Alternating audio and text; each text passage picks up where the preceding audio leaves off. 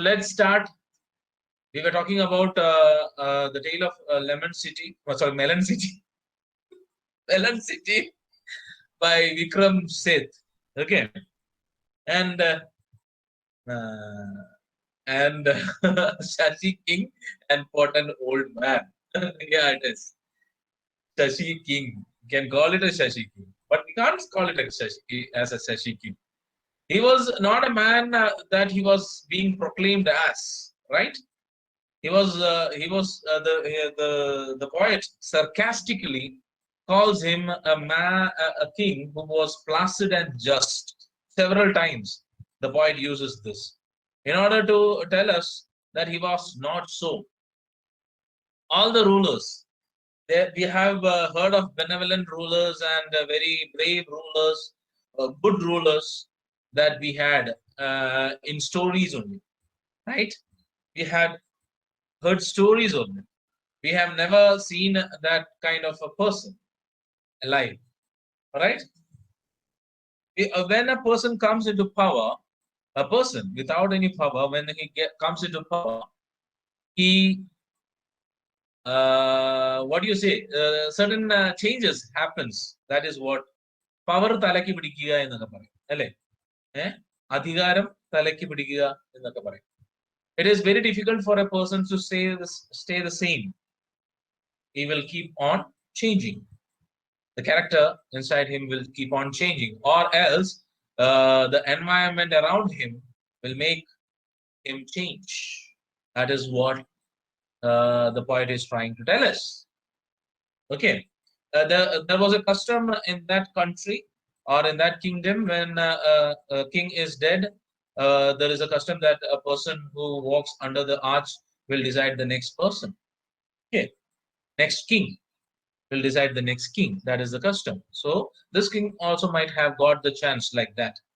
When he got a chance, even though he was acclaimed to be just and placid, one small incident which could have been overlooked changed him. The way he thought or the way he was thinking changed him.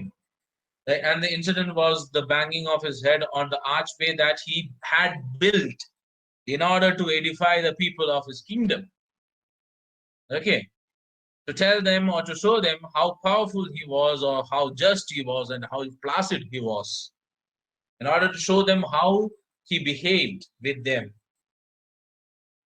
That thing itself made him change, okay, in front of his people. And then he wanted to hang, he wanted to punish, and not only punish in a small manner, he wanted to punish them severely. He wanted to take their lives. They shouldn't be living after that. What they did, after what they did, they shouldn't be living. Because they made the king of the kingdom embarrassed in front of his own citizens. That was a great, what do you say, great wrongdoing, or something that was not at all good in the eyes of the king. So the king called upon the chief of builders, who started shifting the blame from his head to the others, and he shifted his blame from his head to the workers, and the workers shifted their blame to the masons. The bricks were not made of the correct size. That's why the archway was very low. Then the masons were called upon and they were about to be hanged when the masons said that it was not their fault. It was the engineer who asked them to build it so, make it so. And the engineer was brought in, architect was brought in. And the architect said that it is not me who is at fault.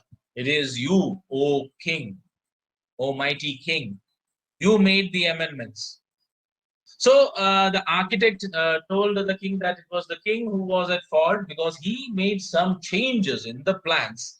The original planil കുറച്ച് മാറ്റങ്ങൾ കൊണ്ടുവന്നത് രാജാവാണ്.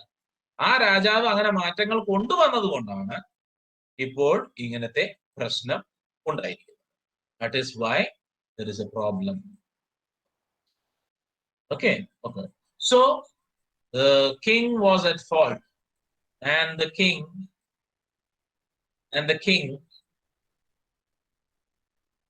was at loss of words. എന്താണ് ചെയ്യേണ്ടത്? King saw red. പെട്ടെന്ന് പുള്ളിക്ക് ദേഷ്യം അങ്ങ് വന്നു.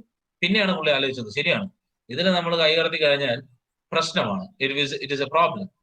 So I can't take a decision in this thing because I am at fault. That is what the at last അങ്ങനെയാണ് കറങ്ങി തിരിഞ്ഞ് ഇപ്പോൾ ഉണ്ടായിരിക്കുന്ന കാര്യങ്ങൾ എന്ന് പറയുന്നത്.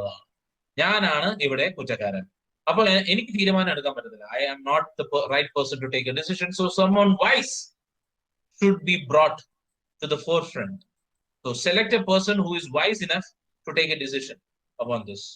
So the people were sent out, and they were given the order that the wisest man in the country should be brought to the court in order to take a decision upon this matter. And the soldiers went out and in search of the wisest man in the country, and the criteria was that he should be very old. Okay, so a person who is only very old will be the wisest man in that country, and the person was brought, and literally he was being carried by the soldiers to the court. Okay, because he couldn't see properly, he couldn't walk properly, he was so old and weak. He was the wisest man in the country. He couldn't see properly, he couldn't walk properly. Okay, so and the man who has no experience at all because he hadn't seen anything in this world with his own eyes, he doesn't have much experience at all, in a quavering, that is in a shaky and shivering voice, said the culprit must be punished. Okay, so he has been brought to take a decision upon a matter. So he knows what the matter is. He has already got the idea of what the matter was, and he said that the culprit must be hanged, must be punished. Truly the arch it was that banged the crown off. That is what he says, and it must be hanged. It was the arch that banged the crown off from the head of the king, and the crown must, so the arch must be hanged. So all of them, they found that pretty interesting, and the king was also pleased with that because he saved his head, right? Because the wise old man saved the king's head. He was afraid that he must have to go to the gallows because it was he who was at fault at last because he made some amendments in the plan. He was to be hanged, right? So he was afraid that he will be hanged. But suddenly, when the wise man said, okay, huh? It was the arch that was at fault because that was the object that banged the crown off from the head of the king. So it is at fault and it should be hanged. So the arch was led to the scaffold, the platform where it was to be hanged, when suddenly a counselor said, okay, suddenly the counselor, one of the counselors from the court of the king said, how can we hang so shamefully? What touched your head, your majesty? നമുക്കിങ്ങനെ ഒരു എന്താണ് പറയാ, ഒരു ഒരു ഒരു ഒരു നമുക്ക് യാതൊരു വിധ ഉളുപ്പുമില്ലാതെ നമുക്ക് എങ്ങനെ നിങ്ങളുടെ തല തൊട്ട ഒരു വസ്തുവിനെ തൂക്കിക്കൊല്ലാൻ പറ്റും? നമുക്ക് കുറച്ചെങ്കിലും ഒരു നാണം വേണ്ടേ? ശരിക്കും ഒരു നാണവും മാനവും ഇല്ലാതെ നമ്മൾ എങ്ങനെ ഒരു വസ്തുവിനെ നിങ്ങളുടെ തല തൊട്ട, നിങ്ങളെ പോലെ ഡിവൈൻ ആയിട്ടുള്ള ഒരു വ്യക്തിയുടെ തല തൊട്ട ഒരു വസ്തുവിനെ നമുക്ക് എങ്ങനെ തൂക്കിക്കൊല്ലാൻ പറ്റും? You cannot do that. How can we hang so shamefully? How can we hang so shamefully something that has touched your head? That is what the counselor said to the people and the king that was present over there. Okay. അങ്ങനെ പറഞ്ഞതോടുകൂടി എന്തായി? വീണ്ടും confusion ആയി. There was more confusion. True, mused the king. ശരിയാണല്ലോ, king പറയാണ്. By now the crowd was restless, was muttering aloud. ഇപ്പൊ അപ്പോഴേക്കും കാത്തു നിന്ന ആൾക്കാര്, ഒരു മരണം കാണാമെന്ന് പ്രതീക്ഷിച്ച് ആശിച്ച് കൊതിച്ച് നിൽക്കുന്ന ആൾക്കാര് പിന്നെ എന്തായി, ചെറുതായിട്ട് പ്രശ്നമാക്കി തുടങ്ങി. കാരണം ആശിച്ച് മോഹിച്ച് നിന്ന സംഭവം നടക്കുന്നില്ല. ആരും അങ്ങോട്ടും ഇങ്ങോട്ടും തമ്മാമില് ഇത് പഴിചാരുക എന്നല്ലാതെ ഇതാരാണ് ചെയ്തതെന്നോ എന്താണ് ഇവിടെ സംഭവിക്കുന്നതെന്നോ ഒന്നും തന്നെ മനസ്സിലാകുന്നില്ല. So they were getting restless and they started muttering aloud. Yes, ചമ്മിപ്പോയി, അവിടെ നിന്ന് ചമ്മിപ്പോയി, ശശിയായി അവിടെ നിന്നിട്ട്. ഓക്കെ, ശശിയോട് ശശിയാണ് മൊത്തം. True, mused the king. By now the crowd, restless, was muttering aloud. അപ്പോ ഈ ഒരു മട്ടറിങ് എല്ലാം വളരെ ഒച്ചത്തിലാണ് ആൾക്കാർ സംസാരിക്കാൻ തുടങ്ങിയത്. അങ്ങോട്ടും ഇങ്ങോട്ടും സംസാരം ആവാൻ തുടങ്ങിയപ്പോ രാജാവ് ഇത് മനസ്സിലാക്കി. The king perceived. What is meant by perceived? He became aware of or something by the use of one of the senses, especially that of sight. ഇതിന് മുമ്പിൽ വെച്ചിട്ടാണ് ഈ കാര്യങ്ങളൊക്കെ നടക്കുന്നത് അല്ലേ? അപ്പോ he was becoming aware of the things that were going on in front of him. He started understanding the mindset of the people standing over there. He perceived, they moved and trembled.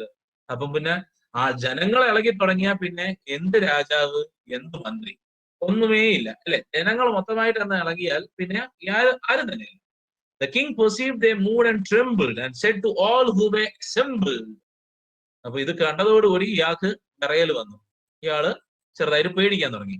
And said to all who were assembled, അവിടെ കൂടി നിൽക്കുന്ന എല്ലാവരോടുമായിട്ട് പറഞ്ഞു, let us postpone consideration of finer points like guilt.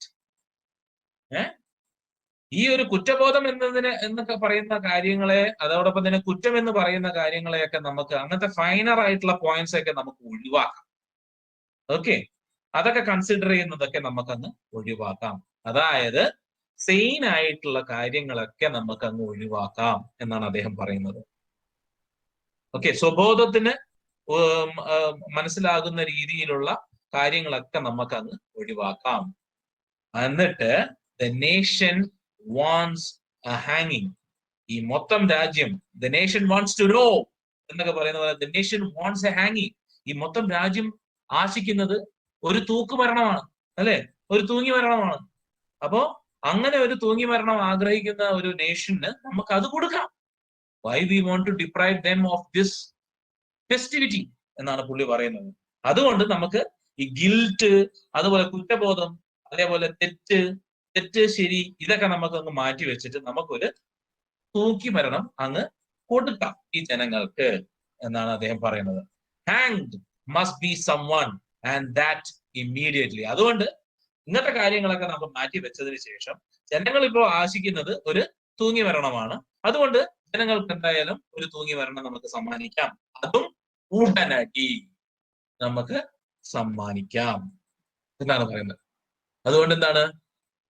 set up the news. The news was set up somewhat high. അതുകൊണ്ട് തന്നെ ഈ ആരാച്ചാര് എന്നാണ് പറയുന്നത് അല്ലെ? ആരാച്ചാര്, the hangman, അദ്ദേഹം ഈ എന്ത് ചെയ്തു? ന്യൂസ് എന്ന് പറയുന്നത് എന്താണ്? അതിനെന്താ മലയാളത്തിൽ പറയാൻ എനിക്കറിയില്ല. I don't know what news is called in Malayalam. മലയാളത്തിൽ എന്താ പറയുന്നത്? ഇങ്ങനെ തൂങ്ങി മരിക്കാൻ വേണ്ടിയിട്ട് ഇങ്ങനെ കെട്ടുന്നതിന് ന്യൂസ് ആർക്കെങ്കിലും അറിയാമോ? ഇങ്ങനെ കിട്ടുന്ന സംഭവമില്ലേ? ഞാനെന്തോ പറയാ, എന്തോ ആരും മിണ്ടാത്തത്, ആരെങ്കിലും എന്തെങ്കിലുമൊക്കെ ഒന്ന് പറ. കൊലക്കയർ എന്നാണോ പറയുന്നത്? ഇങ്ങനെ നമ്മളിങ്ങനെ വളച്ചിങ്ങനെ കെട്ടത്തില്ലേ? ഇങ്ങനെ വളച്ചിങ്ങനെ കെട്ടുന്നതിന് എന്താ പറയാ? നമ്മളിങ്ങനെ ഈ കൊലക്കയർ തന്നെയാ പറയാൻ തോന്നുന്നു അല്ലേ? അതെ, തൂക്കുകയർ. അതന്നെ, തൂക്കുകയർ. അതെ, കൊലക്കയറ്, തൂക്കുകയറ്, തൂങ്ങിച്ചാവാനായിട്ട് ഉപയോഗിക്കുന്ന കയറ്, തൂക്കി കൊല്ലാനായിട്ട് ഉപയോഗിക്കുന്ന കയറ്, തൂക്കുകയർ. അത് തന്നെ, തൂക്കുകയറ്, ന്യൂസ്, തൂക്കുകയർ. Okay, the news was set up somewhat high. കുറച്ച് പൊക്കിയാണ് ഹാങ്മാൻ അല്ലെങ്കിൽ ആരാച്ചാര് ഇത് കെട്ടിയേക്കുന്നത്.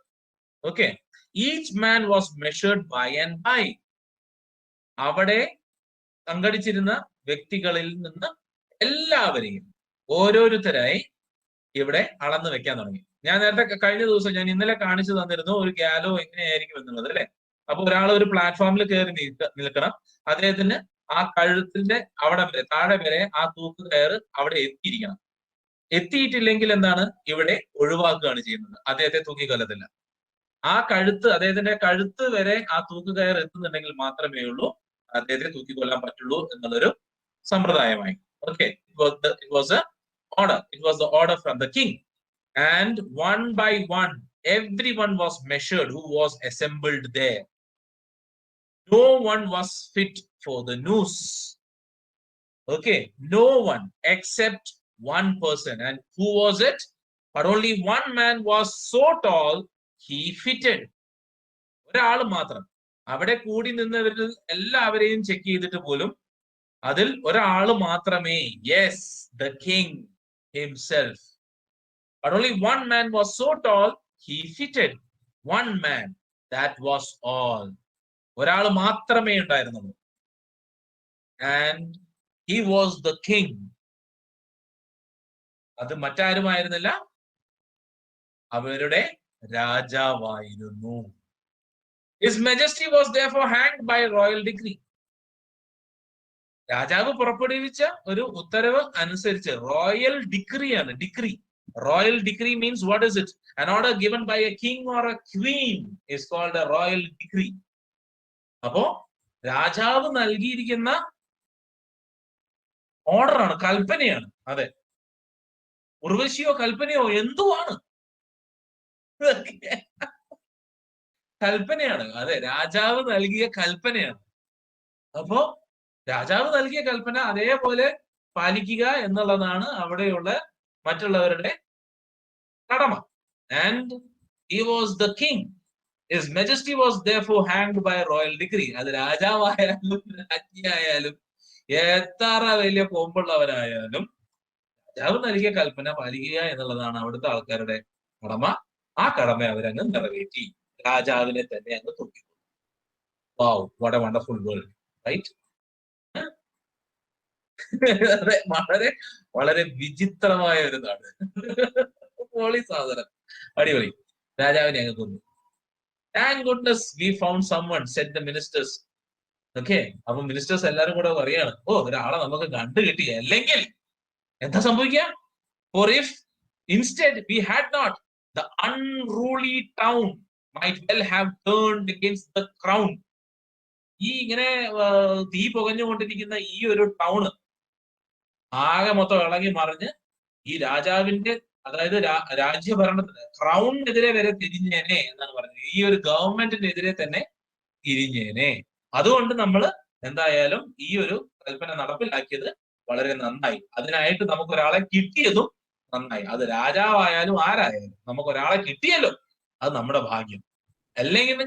ഇല്ലായിരുന്നെങ്കിൽ, ഈ ഒരാളെ നമുക്ക് കിട്ടിയില്ലായിരുന്നെങ്കിൽ ഈ മൊത്തം ജനങ്ങളും ഇളകി മറിഞ്ഞ് നമുക്കെതിരെ തിരിഞ്ഞേനെ എന്നാണ് അദ്ദേഹം പറയുന്നത്. ഒരു മിനിസ്റ്റർ പറയുന്നത്, thank goodness we found someone, said the ministers. For if instead we had not, the unruly town might well have turned against the crown. Okay, പുതിവൻ. Long live the king, the ministers said in unison. എല്ലാവരും ഒരുമിച്ച് അങ്ങ് പറയാണ്, രാജാവ് നീളാൾ വാഴട്ടെ.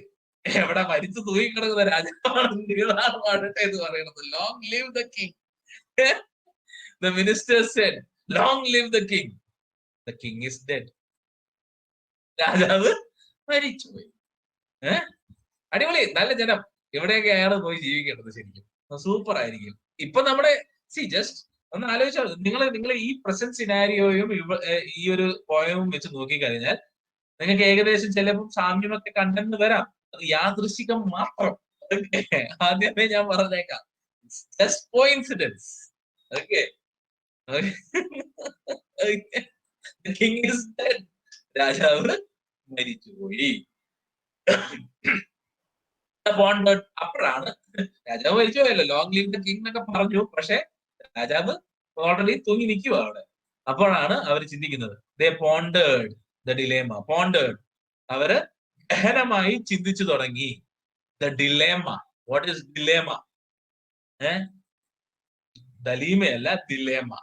Dilemma എന്ന് പറയുന്നത് difficult situation or problem. ഒരു ഒരു എന്താണ് പറയുക, ഡിഫിക്കൽട്ട് ആയിട്ടുള്ള ഒരു സിറ്റുവേഷനോ അല്ലെങ്കിൽ പ്രോബ്ലത്തിനെയാണ് ഡിലേമ എന്ന് വിളിക്കുന്നത്. ഡിലേമയിൽ പെട്ടുപോവുക, ഞാൻ എന്ത് ചെയ്യണം എന്ന് ഞാൻ ആലോചിച്ച് ബുദ്ധിമുട്ടി പോയി എന്നൊക്കെ പറയാറില്ലേ. ഇപ്പൊ ഫോർ എക്സാമ്പിൾ, നിങ്ങൾ ഒരു നല്ലൊരു കടാപ്പുറത്ത് കൂടെ ഇങ്ങനെ നടന്നു പോവുകയാണ്. ഒരു സൈഡിൽ എന്ന് പറയുന്നത് വളരെ പൊക്കത്തിൽ തിരമാലകളൊക്കെ അടിച്ച് പറക്കുന്ന ഒരു കടലാണ്, ശുഭിതമായ ഒരു കടലും. പെട്ടെന്ന് തിരിഞ്ഞു നോക്കുമ്പോൾ അപ്പുറത്ത് നിൽക്കുന്നു 4 സിംഹം. എന്ത് ചെയ്യും? കടലിലേക്ക് ചാടണോ അല്ലെങ്കിൽ ഈ 4 സിംഹത്തിലേക്ക് തല വെച്ചു കൊടുക്കണോ? എന്ത് ചെയ്യും? Dilemma. That is called dilemma. Difficult ആയിട്ടുള്ള ഒരു സിറ്റുവേഷൻ. എന്ത് ചെയ്യും നിങ്ങളവിടെ? ഓടും. എങ്ങോട്ട് ഓടും? 4 സിംഹമാ. താത്താന്റെയും കടലിന്റെയും നടുവില്. ഗഹനമായി ചിന്തിച്ചു തുടങ്ങി ഈ ഒരു ഡിഫിക്കൽട്ട് ആയിട്ടുള്ള പ്രോബ്ലം, ഈ ഒരു ഡിഫിക്കൽട്ട് ആയിട്ടുള്ള സിറ്റുവേഷൻ. കാരണം തൂങ്ങി നിൽക്കുവാണ് അവിടെ. അവരുടെ രാജാവ്, പ്രൊക്ലെയിംഡ് രാജാവ് തൂങ്ങിയിരിക്കുകയാണ്. അദ്ദേഹത്തിൻ്റെതായിട്ടുള്ള കൽപ്പന മാനിച്ചുകൊണ്ട് അദ്ദേഹത്തെ തൂക്കിക്കൊന്നതാണ് ഇവരെല്ലാവരും കൂടി ചേർന്നുകൊണ്ട്. അപ്പോഴാണ് അവർ ആലോചിക്കുന്നത്, ശരിയാണല്ലോ, ഇനി ഈ നാട് ഭരിക്കാനായിട്ട് ഇനി ആരാണുള്ളത്? Then being practical minded men, വളരെ പ്രാക്ടിക്കലായിട്ട് ചിന്തിക്കുന്ന വ്യക്തികൾ ആയതുകൊണ്ട് തന്നെ എല്ലാവരും കൂടെ കൂടി നിന്ന് ആലോചിച്ച് ഒരു തീരുമാനത്തിലെത്തി. എന്താണ് ആ തീരുമാനം? Send out the heralds to proclaim in his, അതായത് മരിച്ചുപോയ രാജാവിന്റെ പേരിൽ കൽപ്പനകൾ പുറപ്പെടുവിപ്പിക്കാനായി. എന്താണ് കൽപ്പന? ഹെറാൾഡ് എന്ന് പറഞ്ഞാൽ എന്താണ്? What is A Herald? Who is A Herald? Herald എന്ന് പറഞ്ഞു കഴിഞ്ഞാൽ പണ്ട് കാലങ്ങളിൽ ചെണ്ട കൊട്ടി പറയാൻ വേണ്ടി ആൾക്കാർ, അതായത് മെസ്സഞ്ചേഴ്സ്, രാജാവിന്റെ അല്ലെങ്കിൽ ഗവൺമെന്റിന്റെ മെസ്സഞ്ചേഴ്സ് ആണ്. An official employed to oversee state ceremonial precedents and the use of armorial bearings and to make proclamations, carry official messages and oversee tournaments. അതിനാണ് ഹെറാൾഡ് എന്ന് പറയുന്നത്. ഓക്കെ, രാജാവിന്റെ കൽപ്പന ജനങ്ങളിലേക്ക് എത്തിക്കുന്ന വ്യക്തി എന്നതാണ് അദ്ദേഹത്തെ പറയുന്നത്. അങ്ങനെയുള്ള വ്യക്തികളെയാണ് ഹെറാൾഡ് എന്ന് പറയുന്നത്. വിളംബരം, അതെ, വിളംബരം കൊട്ടി പാടുന്ന വ്യക്തികളുണ്ട്. അവര് സുനോ സുനോ സുനോ എന്താണ് എന്തെന്നാൽ എന്ന് പറഞ്ഞിട്ട് ഇതിൽ തന്നെ ഉണ്ട്. ഏതിലെന്നറിയാം? നമ്മുടെ കായംകുളം കൊച്ചുണ്ണി സിനിമയിൽ കാണാം. ആ ഒരു സിനിമയിലുണ്ട്, ഇങ്ങനെ ചെണ്ട കൊട്ടി ഇങ്ങനെ ആള് വരും, എന്നിട്ട് ഒരാൾ ഇങ്ങനെ ഒരു ഇത് വായിക്കും. അതന്നെ, അതിനാണ് ഹെറാൾഡ് എന്ന് പറയുന്നത്. അങ്ങനത്തെ വ്യക്തികളെയാണ് ഹെറാൾഡ് എന്ന് പറയുന്നത്. Okay, send out the heralds. അപ്പൊ മിനിസ്റ്റേഴ്സ് എല്ലാവരും കൂടെ ഇരുന്ന് തീരുമാനിച്ചിട്ട് എന്ത് പറഞ്ഞു? ആ ഒരു തീരുമാനം അദ്ദേഹത്തിന്, അതായത് മരിച്ചുപോയ രാജാവിന്റെ പേരിൽ ആ ഒരു തീരുമാനം ജപ്തി എന്നാണ് പറയുന്നത്. അല്ല, ജപ്തി എന്ന് പറഞ്ഞാൽ എന്താണ്? ജപ്തി എന്താണ്? ജപ്തി എന്ന് പറഞ്ഞു കഴിഞ്ഞിട്ടുണ്ടെങ്കിൽ പിടിച്ചടക്കുക എന്നുള്ളതാണ് അർത്ഥം. ജപ്തി എന്ന് പറഞ്ഞാൽ അത് ഹിന്ദി വേർഡാണ്. ജപ്തി ജപ്തി ചെയ്യാന്ന് പറഞ്ഞു കഴിഞ്ഞിട്ടുണ്ടെങ്കിൽ നമ്മളിപ്പം കരം അടയ്ക്കുക, അല്ലെങ്കിൽ നമ്മളിപ്പം ലോൺ എടുത്തിട്ട് നമ്മൾ തിരിച്ചടക്കുന്നുണ്ടെങ്കിൽ അടവ് മുടങ്ങി കഴിഞ്ഞാൽ മൊത്തം പലിശകൾക്ക് പലിശ കൂട്ടുപലിശയും എല്ലാം വന്നു കഴിഞ്ഞാൽ നമ്മൾ എടുത്തിരിക്കുന്ന പണത്തിന്റെ എത്രയോ ഇരട്ടി വന്നു കഴിഞ്ഞാൽ ഓട്ടോമാറ്റിക്കലി നമ്മുടെ സ്ഥലം നമുക്ക് തിരിച്ചടയ്ക്കാൻ പറ്റില്ല എങ്കിൽ നമ്മുടെ എന്താണോ നമ്മൾ അടവ് വെച്ചിരിക്കുന്നത് ആ ഒരു വസ്തുവിനെ എന്ത് ചെയ്യും? ആ കമ്പനി എടുക്കും. ജപ്തി ചെയ്യുക എന്നാണ് പറയാ, പിടിച്ചെടുക്കുക എന്നാണ് അത്. ഓക്കെ, അതിനാണ് ജപ്തി എന്ന് പറയുന്നത്. ഇതല്ല, ഇത് എന്ന് പറഞ്ഞു കഴിഞ്ഞിട്ടുണ്ടെങ്കിൽ ഒരു ഗവൺമെന്റ് ഒഫീഷ്യലാണ്. രാജാവിന്റെയും ഗവൺമെന്റിന്റെയും കാര്യങ്ങൾ നമ്മൾ ഇപ്പോൾ അതിനെ വിളിക്കുന്നത് പബ്ലിക് റിലേഷൻസ് ഓഫീസർ എന്നാണ്, PRO അവരുടെ പേര്.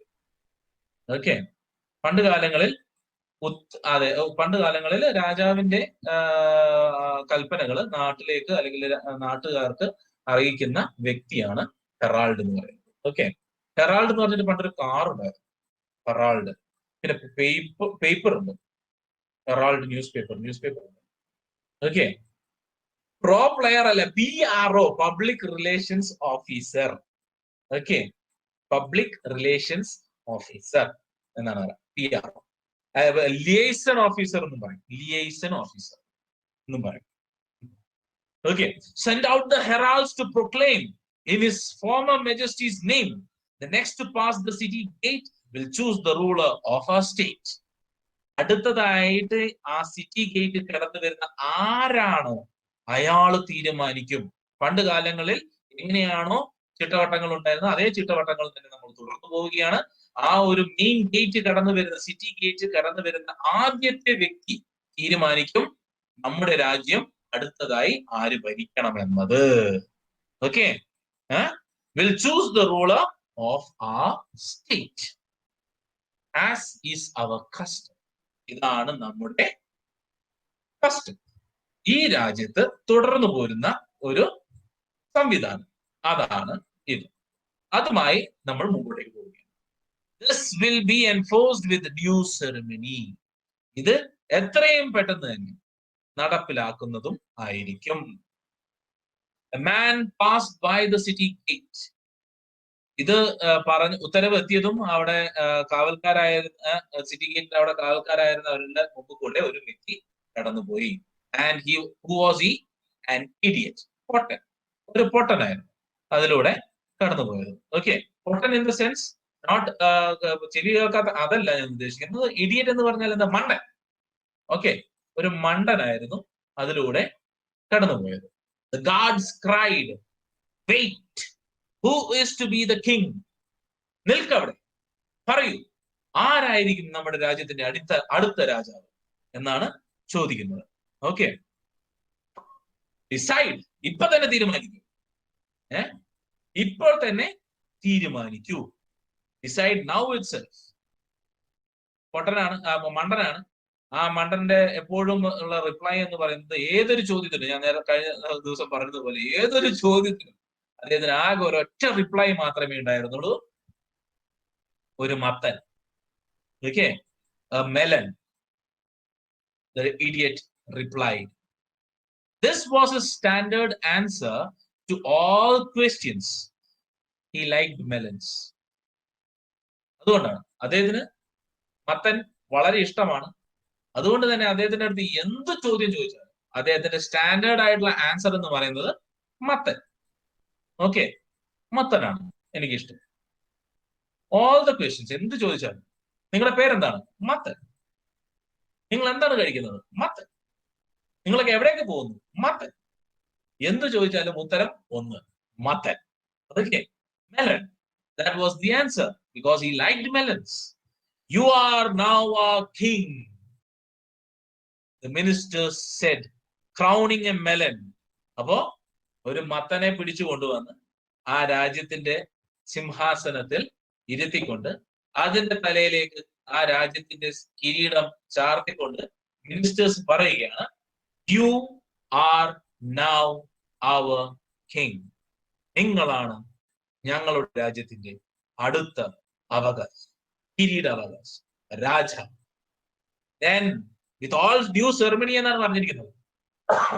സോറി, ഈ കാര്യം വിത്ത് ഓൾ ഡ്യൂ സെറമണി നടത്തിയിരിക്കുമെന്നാണ് പറയുന്നത്. Then they led, carrying the melon to the throne and reverently set it down. എന്നിട്ട് ഈ മത്തനെ എല്ലാവരും കൂടി ചുമന്ന് ആ ഒരു സിംഹാസനത്തിലേക്ക്, ആ രാജ്യത്തിന്റെ സിംഹാസനത്തിലേക്ക് വളരെ reverently. What is meant by reverently? Irreverence. കേട്ടിട്ടുണ്ടോ?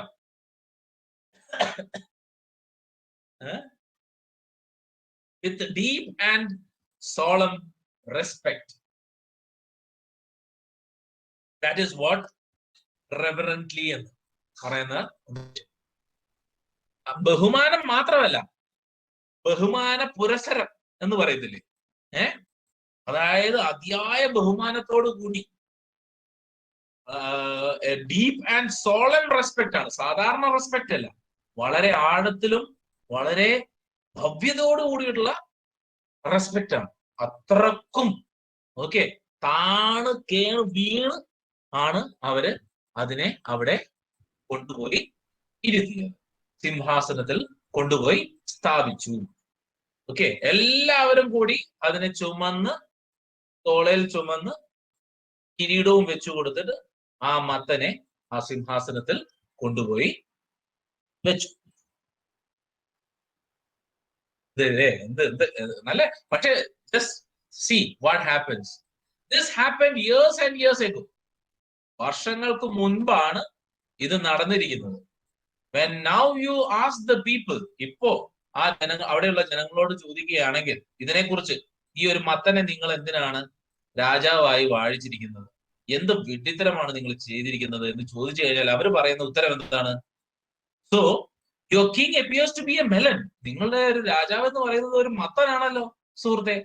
How did this happen? എങ്ങനെ ഇത് സംഭവിച്ചു? They say, well, on account of customary choice. എന്താണ് ഇതിലെന്താ എത്ര വിചിത്രമായി തോന്നാൻ നിങ്ങൾക്ക്? ഇത് ഇവിടെ സ്വാഭാവികമായി നടക്കുന്ന കാര്യങ്ങളാണ്.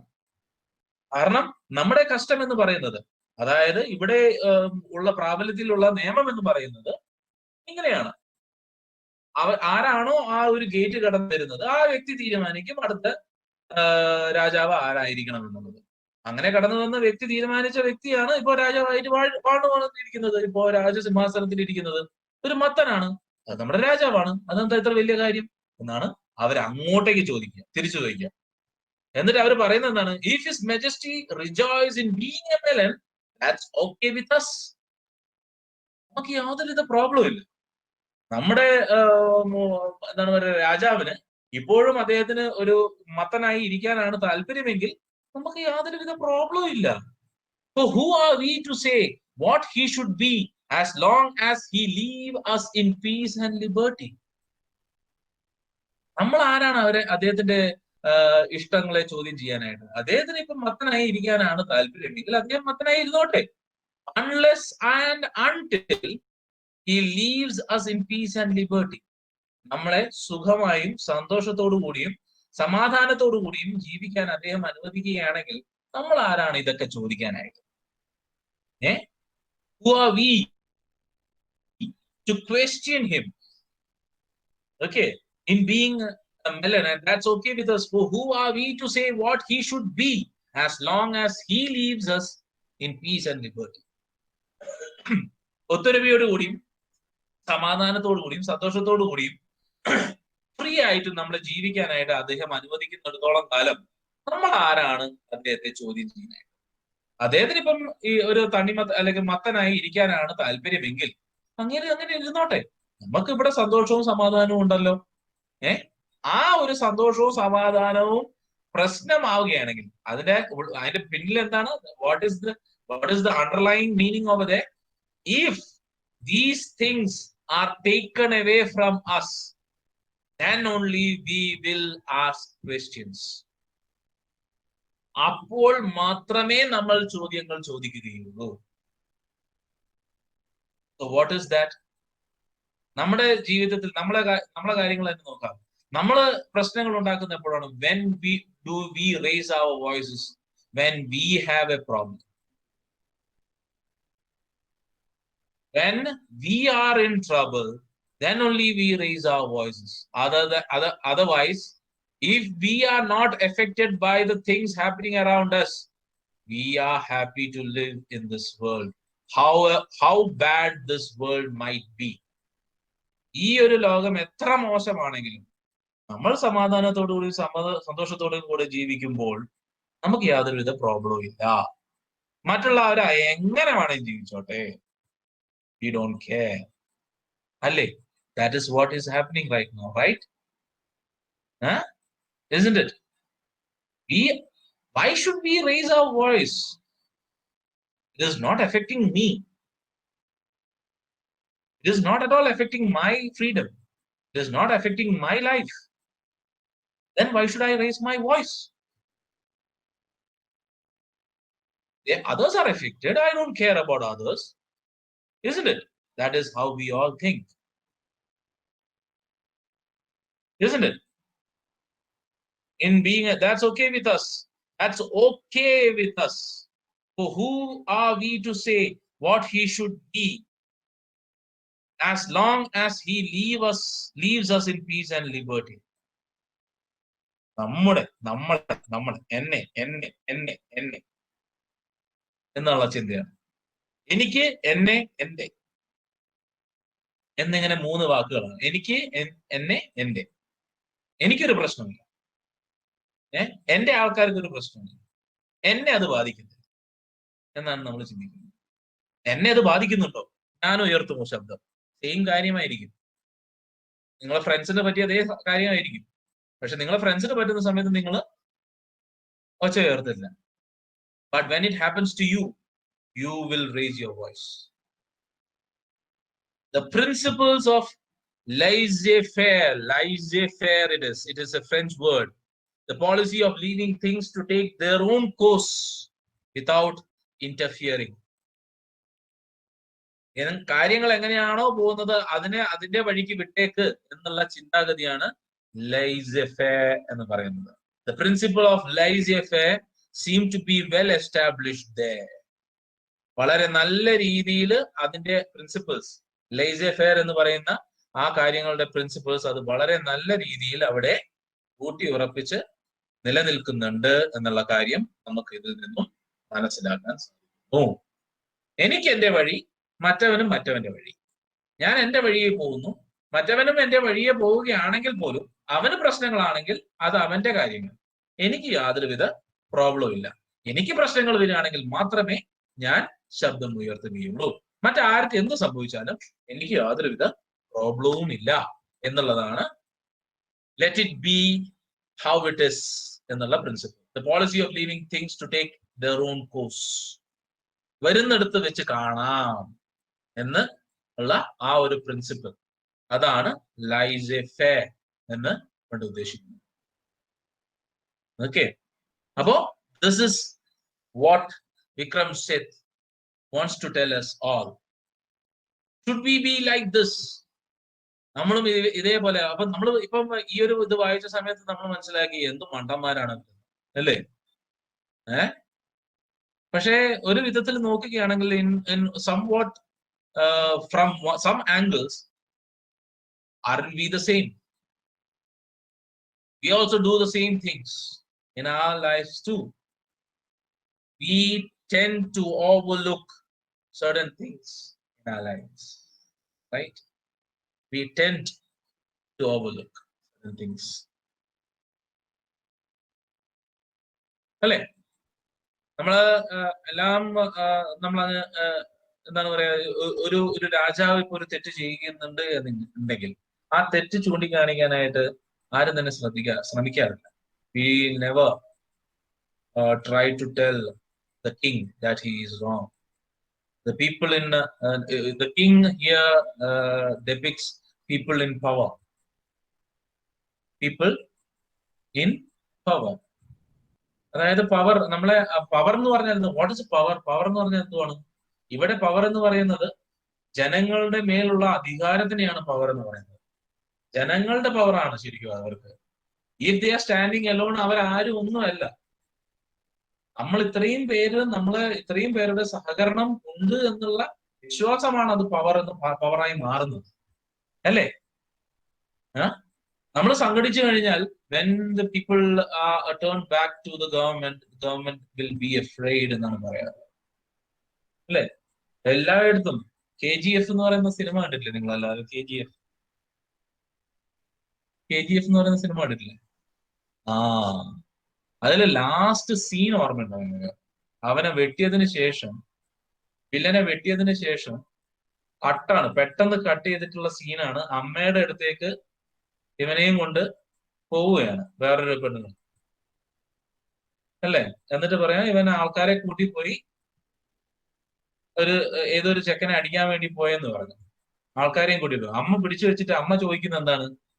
അവനെ ശകാരിച്ചിട്ട് അവനെ ദേഷ്യം പിടിച്ചിട്ട് അവന്റെ അടുത്ത് എന്താണ്, അതെ, നിന്റെ പിന്നിൽ ആൾക്കാരുണ്ട് എന്നുള്ള ബലത്തിൽ നീ അവരെ പോയി അടിക്കാൻ പാടില്ല, ഒറ്റയ്ക്ക് പോകണം. നീ അങ്ങനെ പോയോ? നീ ആൾക്കാരെയും കൂട്ടി പോയോ എന്നാ ചോദിക്കുന്നത്. പോയി എന്ന് പറഞ്ഞപ്പോഴാണ് പുള്ളിക്കാരത്തേക്ക് ദേഷ്യം, നീ ഒറ്റയ്ക്ക് പോകണം എന്ന് പറയുന്നത്, അല്ലേ? Same way over here also, people sitting in power, they are not afraid unless and until people in his country start a revolt against him. ഒരൊറ്റ ആളല്ല നമുക്ക് സ്വാതന്ത്ര്യം മേടിച്ചതല്ല, ആണോ?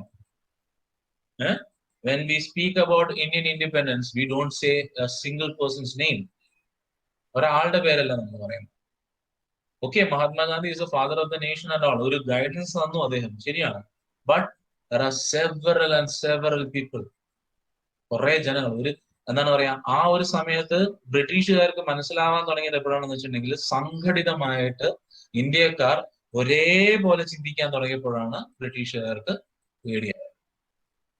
200 വർഷം, 200 കൂടുതൽ വർഷം ഒരു 2 ബറ്റാലിയൻ ആൾക്കാർ വന്നിട്ട് ഒരു മഹാസാമ്രാജ്യത്തിനെ അല്ലെങ്കിൽ മഹാരാജ്യത്തിനെ, ഇന്ത്യ എന്ന് പറയുന്ന ഒരു മഹാരാജ്യത്തിനെ മൊത്തമായിട്ട് അടക്കി ഭരിക്കണമെന്നുണ്ടെങ്കിൽ just think about how we way എന്നുള്ളത്.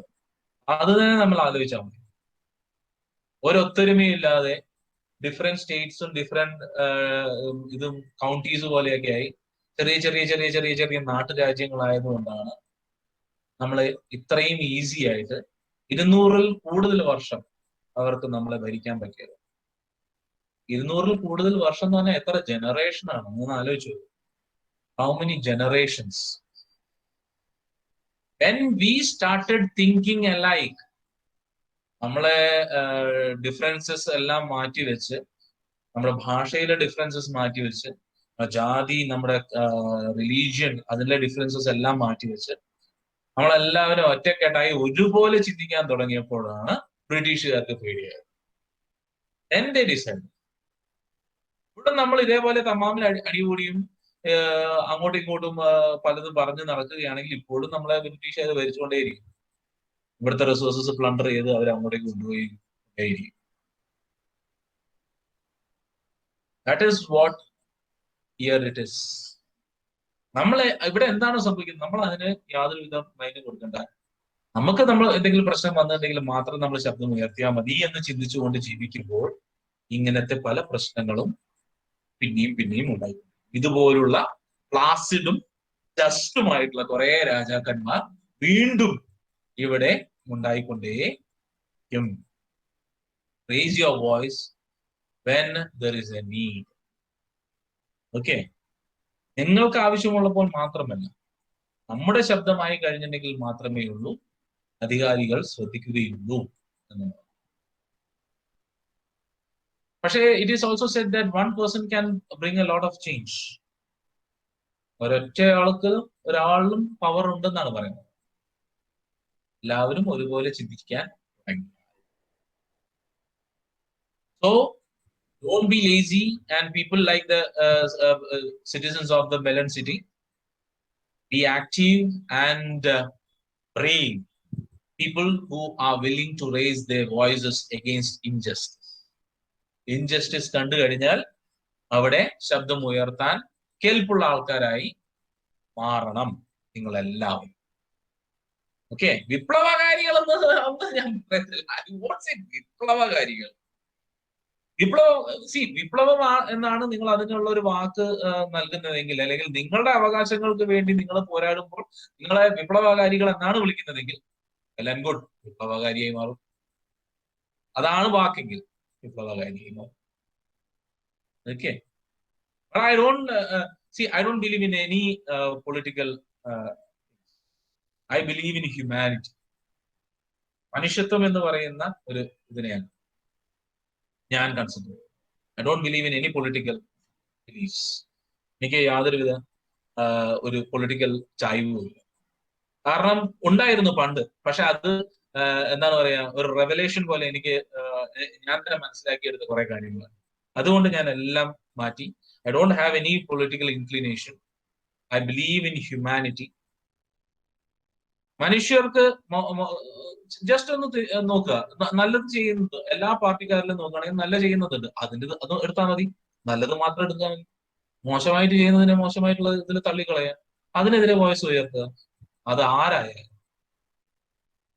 And support people who are doing good. Okay, അതാണ് എന്റെ പോളിസി.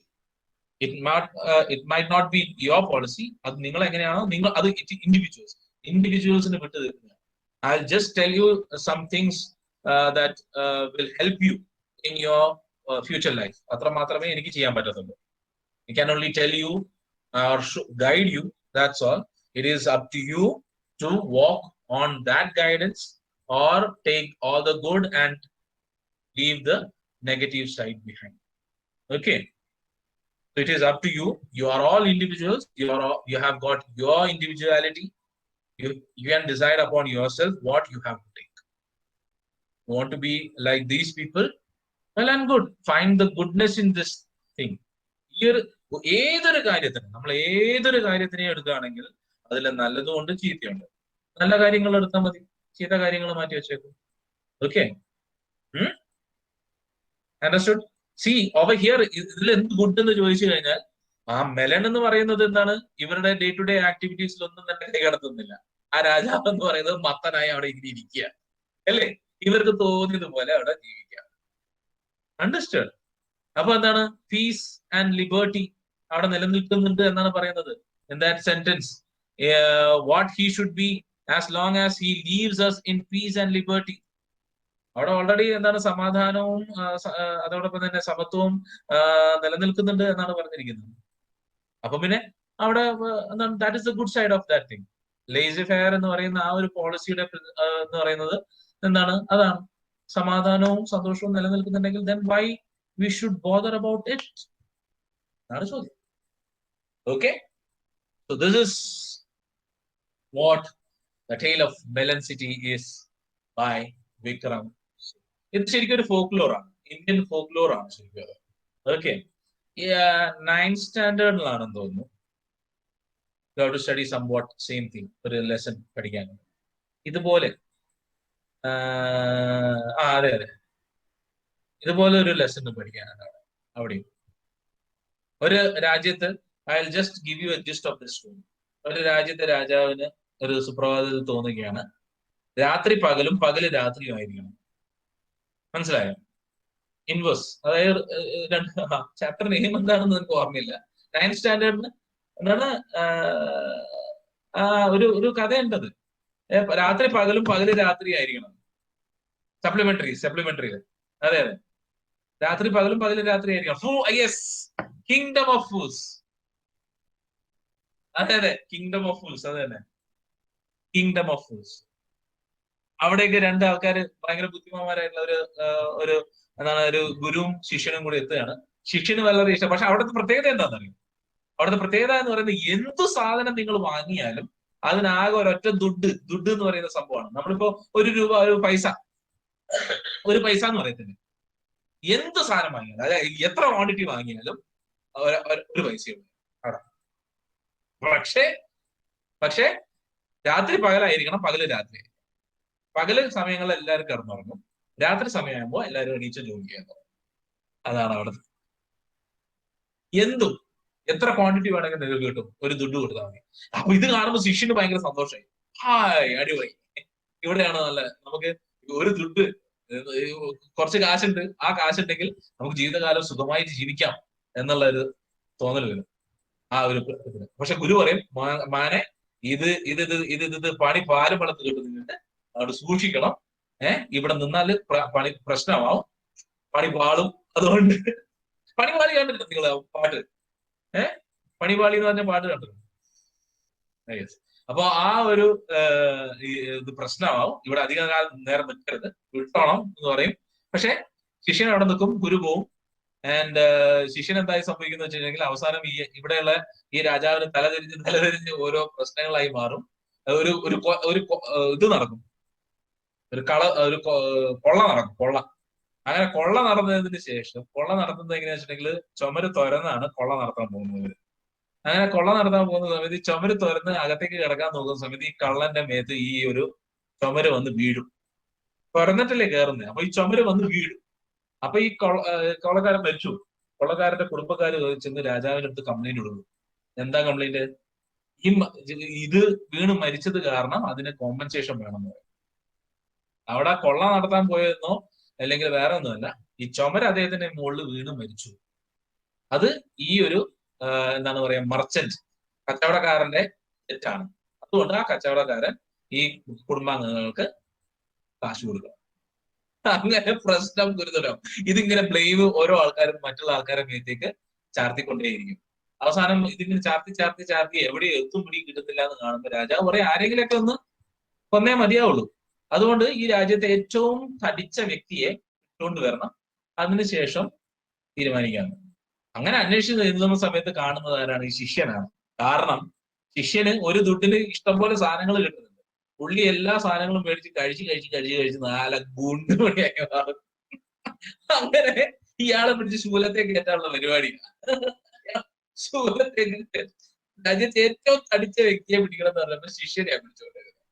അങ്ങനെ ഇയാള് ശൂലത്തേക്ക് കയറ്റാൻ പോവാണ്. ശൂലത്തേക്ക് കയറ്റാൻ പോകുന്ന സമയത്ത് ഇയാള് കിടന്ന് കുറെ കരയും. അപ്പോഴാണ് ഗുരു അവിടേക്ക് വീണ്ടും വരും. ഗുരു പറയും, ഞാനൊരു പ്ലാൻ ഉണ്ടാക്കാം, അതിന് ശേഷം ആക്കിയാൽ മതി. അപ്പം ഗുരു ശൂലത്തെ കയറ്റാൻ വേണ്ടി സമയമായി. അപ്പൊ രാജാവിനെയും മന്ത്രിനെയും വിളിച്ചിട്ട് പറയും, ഗുരു പറയും, നിങ്ങൾ അവനെ ശൂലത്തെ കയറ്റരുത്, എന്നെ ശൂലത്തേക്ക് എന്നെ കയറ്റിയാൽ മതി ശൂലത്തിൽ, അവനെ കയറ്റരുത്. അപ്പൊ അതെന്താന്ന് ചോദിക്കും. അല്ല അതൊക്കെ ഉണ്ട്, ഞാൻ അത് പറയാൻ പറ്റുന്ന, പക്ഷെ എന്നെ നിങ്ങൾ കയറ്റിയാൽ മതി, അവനെ കയറ്റരുത്. അങ്ങനെ രാജാവ് കുറെ നിർബന്ധിക്കും ഗുരുവിന്റെ അടുത്ത് പറയും, എനിക്കൊരു ഒരു ദിവ്യജ്ഞാനം ലഭിച്ചിട്ടുണ്ടായിരുന്നു. അതെന്താന്ന് വെച്ച് കഴിഞ്ഞിട്ടുണ്ടെങ്കിൽ, ഈ ശൂലത്തിൽ ഇനി ആരാണോ ആദ്യം കയറാൻ പോകുന്നത്, അടുത്ത ജന്മത്തിൽ അദ്ദേഹമായിരിക്കും ഈ രാജ്യത്തിന്റെ. രണ്ടാമത് ആരാണോ ശൂലത്തിൽ കയറുന്നത്, അദ്ദേഹമായിരിക്കും ഈ രാജ്യത്തിന്റെ മന്ത്രി. അപ്പൊ രാജാവിനും മന്ത്രിക്കും എന്തായി? പ്രശ്നമായി. കാരണം അടുത്ത ജന്മത്തിൽ ഇവർക്ക് രാജാവും മന്ത്രിയാവാൻ സാധിക്കില്ലല്ലോ. വേറെ ആൾക്കാരല്ലേ രാജാവും മന്ത്രിയാവുക. ഗുരുവിനെ കയറ്റി കഴിഞ്ഞാൽ ഗുരു ആയിരിക്കും അടുത്ത ജന്മത്തില് രാജാവും. അതിന് ശിഷ്യനെ കയറ്റി കഴിഞ്ഞാൽ ശിഷ്യനായിരിക്കും മന്ത്രി. അപ്പം ഈ രാജാവിന് മന്ത്രിക്കും ആവാൻ പറ്റത്തില്ല. അപ്പൊ രാജാവും മന്ത്രിക്കും സമ്മതമായില്ല. അത് സമ്മതമല്ല. കാരണം രാജാവിന് അടുത്ത ജന്മം രാജാവായേ മതിയാവുള്ളൂ, മന്ത്രിക്ക് അടുത്ത ജന്മം മന്ത്രിയാണോ, അങ്ങനത്തെ ഇതാണ്. അങ്ങനെ ഇവരെ അടുത്ത് പറയും, ഇത് ശരിയാവില്ല, നിങ്ങളെ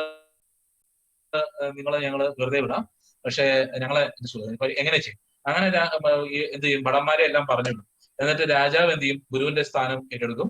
മന്ത്രി ശിഷ്യന്റെ സ്ഥാനം ഏറ്റെടുത്ത് പിറ്റേ ദിവസം രാവിലെ ഓർഡറും കൊടുക്കും, മുഖം നോക്കാതെ ശൂലത്തിൽ അങ്ങ് കയറ്റിക്കോളണം. അങ്ങനെ പിറ്റേ ദിവസം ഭടന്മാര് വന്ന് മുഖം നോക്കാതെ ശൂലത്തിൽ അങ്ങ് കയറ്റും. രാജാവിന് ആദ്യം രാജാവിന്, രണ്ടാമത് മന്ത്രി. അതോടുകൂടി കഥ തീരും. കണ്ടിട്ട് അങ്ങനെ ഗുരുവും ശിഷ്യനും കൂടി പുറത്തേക്ക് ഇറങ്ങുമ്പോൾ ജനങ്ങൾ എല്ലാവരും കൂടി അതായത് അവരടുത്ത് പറയും, നിങ്ങളാണോ ഈ രാജ്യത്തിന്റെ രാജാവും മന്ത്രിയും, ഞങ്ങളെ രക്ഷിക്കണം.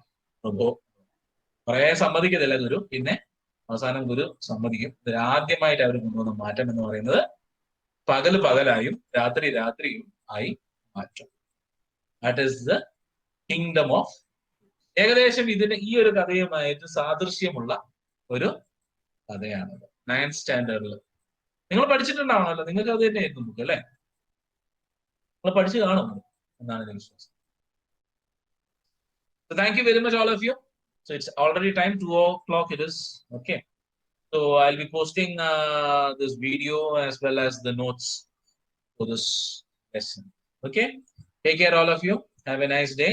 And after I think 2 weeks we will meet again. Okay. With another lesson.